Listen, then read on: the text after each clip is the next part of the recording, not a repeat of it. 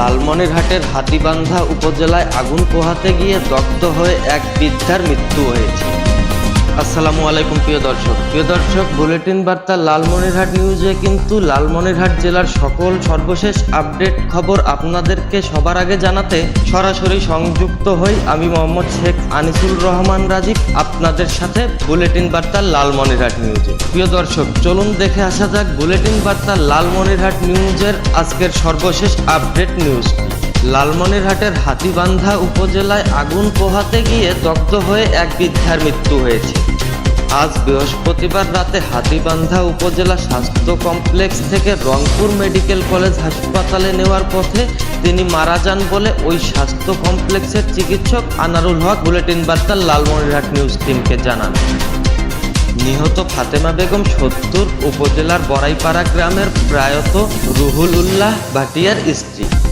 প্রিয় দর্শক, নিহতর ছেলে শাহ আলম বুলেটিন বার্তা লালমনিরহাট নিউজ টিমকে বলেন, বৃহস্পতিবার সকালে পাশের বাড়িতে আগুন পোহাতে যান তার বৃদ্ধ মা। ঠিক তখনই অসাবধানবশত তার শাড়িতে আগুন লেগে যায়। পরে চিৎকার শুনে আশেপাশের লোকজন এসে তাকে উদ্ধার করে হাতীবান্ধা স্বাস্থ্য কমপ্লেক্স হাসপাতালও নিয়ে যায় বলে জানান তার ছেলে।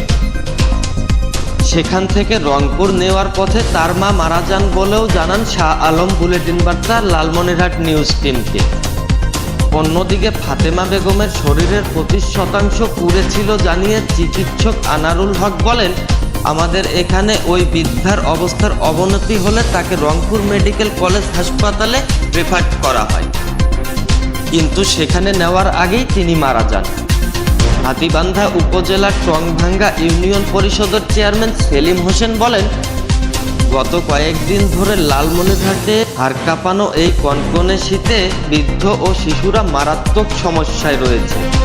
শীত নিবারণে আগুনের কাছে গেলে সবাইকে সাবধানতা অবলম্বন করা উচিত বলেও জানান হাতীবান্ধা উপজেলার টংভাঙ্গা ইউনিয়ন পরিষদের চেয়ারম্যান সেলিম হোসেন। ফাতেমা বেগম ইউনিয়নের বড়াইপাড়া গ্রামের বাসিন্দা। প্রত্যক্ষদর্শী ও স্থানীয় বাসিন্দা সূত্র জানা যায়, বৃহস্পতিবার সকালে প্রচণ্ড শীত নিবারণের জন্য প্রতিবেশীর বাড়ির উঠোনে খড়কুটো দিয়ে লাগানো আগুন পোহাতে যান ফাতেমা বেগম। এ সময় অসাবধানতার কারণে তার শাড়িতে আগুন লেগে যায়। শুরুতেই বুঝতে না পারায় এক পর্যায়ে আগুন শরীরে ধরে যায় তার। পরে তার চিৎকারে স্থানীয় লোকজন এগিয়ে আসেন এবং তাকে উদ্ধার করে স্থানীয় উপজেলা স্বাস্থ্য কমপ্লেক্সে চিকিৎসার জন্য নিয়ে যাওয়া হয়। সেখানে চিকিৎসাধীন থাকার পর অবস্থার অবনতি হলে উন্নত চিকিৎসার জন্য তাকে রংপুর কলেজ হাসপাতালে নেওয়ার পরামর্শ দেন চিকিৎসকেরা। পরে রংপুর মেডিকেল কলেজ হাসপাতালে নেওয়ার পথে তিনি মারা যান। অন্যদিকে হাতীবান্ধা উপজেলা স্বাস্থ্য কমপ্লেক্সের আবাসিক চিকিৎসা কর্মকর্তা আনারুল হক বুলেটিন বার্তা লালমনিরহাট নিউজ টিমকে বলেন, আগুনে দগ্ধ ওই বৃদ্ধাকে হাসপাতালে ভর্তি করা হয়েছিল। এরপর তার অবস্থার অবনতি হলে রংপুর মেডিকেল কলেজ হাসপাতালে পাঠানো হয়, কিন্তু সেখানে নিয়ে যাওয়ার আগেই তিনি মারা যান।